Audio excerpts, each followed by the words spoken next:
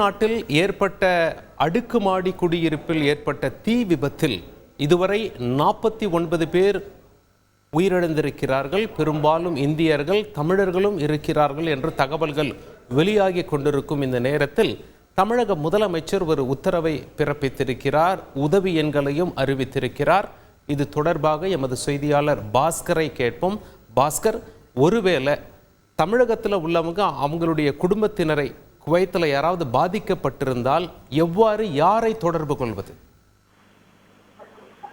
இந்த தகவல் அறிந்ததுமே தமிழக முதலமைச்சர் விபத்தில் தமிழர்கள் எவரேனும் பாதிக்கப்பட்டு பின் அவர் தமது விவரங்களை பெற்று அவர்களுக்கு தேவையான மருத்துவ உதவிகளை செய்ய அயலக தமிழர் நலத்துறைக்கு உத்தரவிட்டிருக்கிறார்.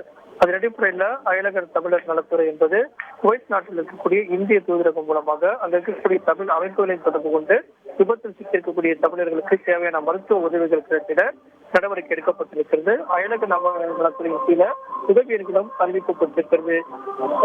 911830903793 என்ற எண் கொடுக்கப்பட்டிருக்கிறது. இந்த எண்ணை தொடர்பு கொண்டு தகவல்கள் தெரிவிக்கலாம், தேவையான உதவிகளை பெற்றுக் கொள்ளலாம் அப்படிங்கிறத தமிழக முதலமைச்சர் மற்றும் அயலக தமிழக நலத்துறையுடைய உத்தரவாக உள்ளது. உங்களுடைய தகவல்களுக்கு நன்றி பாஸ்கர். குவைத்தில் அந்த தீ விபத்து ஏற்பட்ட அடுக்குமாடி குடியிருப்பில், பக்கத்து குடியிருப்பில் வசித்தவர் தமிழர் ஷாஜி ஒரு வீடியோவை வெளியிட்டிருக்கிறார். தந்தி டிவி வசம் அந்த வீடியோ இருக்கிறது. அந்த வீடியோவில் அவர் என்ன சொல்றார் என்பதை பார்த்து விடுவோம். செய்திகளை உடனுக்குடன் தெரிந்து கொள்ள உடனே சப்ஸ்கிரைப் பண்ணுங்க.